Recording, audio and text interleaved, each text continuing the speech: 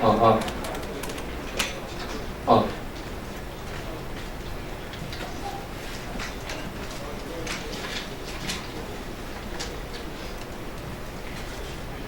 저는 이번 4.15 총선에서 경북 포항시 남구 울릉군 선거구에 자유한국당의 후보가 되고자 공천 신청을 한 김병욱입니다.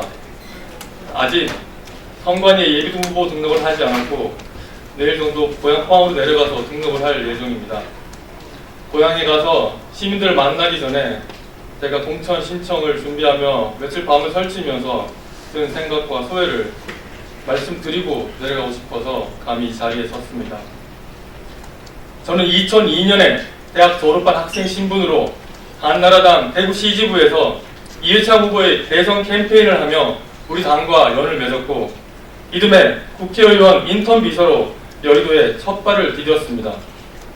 인턴 근무를 한 지 며칠 지나지 않아 의원실에서 작성한 보도 자료를 들고 중앙당 기자실을 찾았습니다. 지금도 그날 그 보도 자료를 인쇄한 종이 더미의 온기와 쨍한 광택이 생생합니다. 당사에 있는 기자들에게 깍듯이 인사하며 손에 쥔 보도 자료를 건넬 때 손끝에선 짜릿한 기운마저 감돌았습니다. 다시 의원회관 사무실로 돌아와 인터넷 앞에서 자판을 두들길 때 또 한 번 손끝이 찌릿해졌습니다. 채 1시간도 되지 않아 제 손으로 배포한 보도자료가 기사화된 것입니다. 어쩌면 그날의 그 짜릿한 손맛이 저를 지금까지 국회에 남게 만들었고 또 작은 꿈들을 쌓으며 버티게 해주었는지도 모르겠습니다. 저는 국회의원 보좌관입니다. 보좌관은 감정 노동자입니다. 우선 모시는 국회의원의 심기를 잘 살펴야 합니다. 하지만 국회의원의 심기보다 더 잘 살펴야 하는 것은 국민의 마음입니다. 보좌관은 수많은 민원인을 응대하며 이유 없이 억울한 사람은 없다는 평범한 진리를 머리와 가슴으로 배웁니다. 국민이 어디가 아프고 가려운지 직접 보고 들으며 그들에게 적절한 처방을 찾아 제시해야 합니다. 이렇게 국민의 마음을 조금씩 헤아리면서 보좌관의 심장도 조금씩 뜨거워지게 됩니다. 그리고 보좌관은 제너럴리스트입니다. 국회의원실에서 10년 이상 근무한 보좌관들은 대개 10여 개 이상의 국회 상임위원회와 특별위원회 그리고 당의 각종 TF팀의 업무를 맡게 되고 국회에서 법이 어떻게 만들어지는지 정부 각 부처의 정책과 예산이 어떻게 만들어지고 굴러가는지 체득하게 됩니다. 이 과정에서 보좌관들이 쌓는 지식과 경험은 어느 다른 분야의 종사자들보다 더 넓고 크다 할 것입니다. 특별한 분야의 전문 기술자는 아니지만 다양한 구성원으로부터 이질적인 지식과 정보를 취합하고 수렴해서 원하지 않고 균형 잡힌 정책과 대안을 만드는 것이 보좌관의 일입니다. 마지막으로 보좌관은 팩트를 찾는 사람입니다.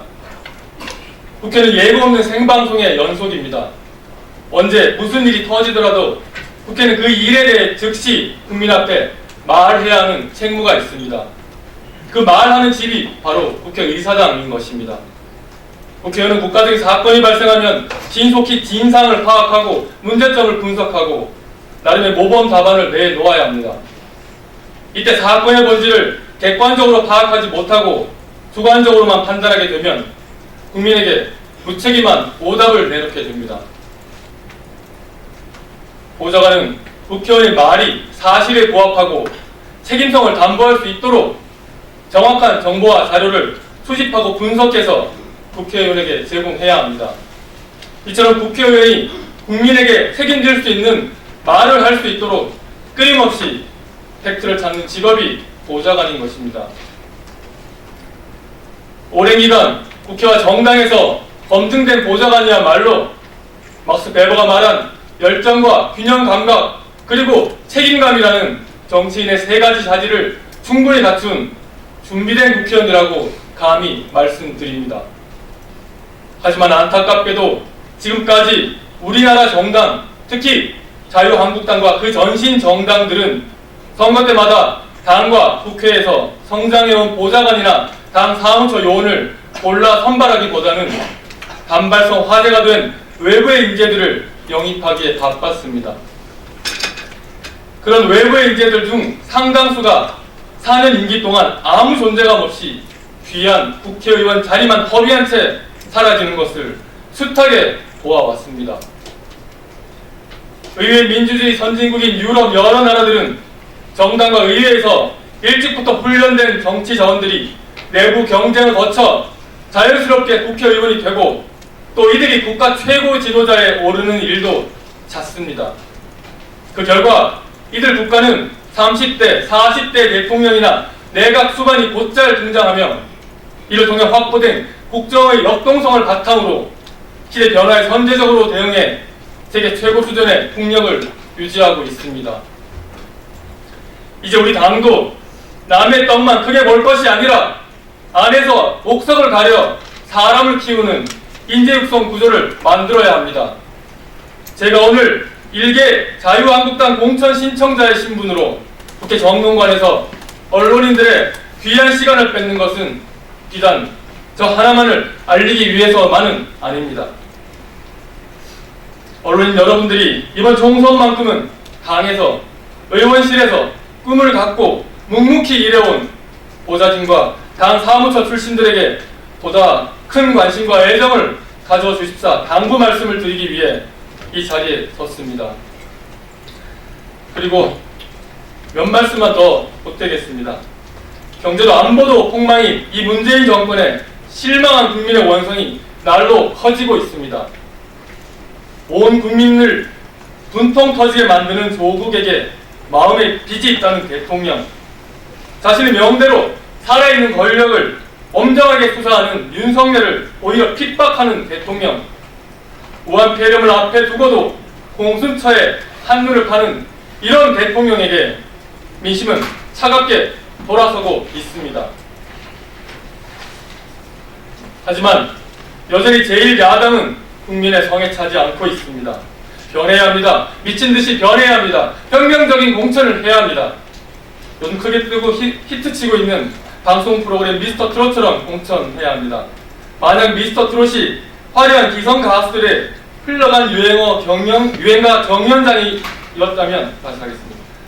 만약 미스터 트롯이 화려한 기성 가수들의 흘러간 유행가 경연장이었다면 이렇게 성공하지는 못했을 것입니다.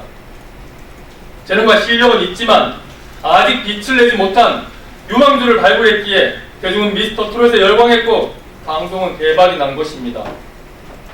우리 당도 미스터 트롯처럼 흙 속의 진주를 찾아내는 공천을 해야 국민에게 감동과 기대를 주고 총선 승리도 기약할 수 있을 것입니다.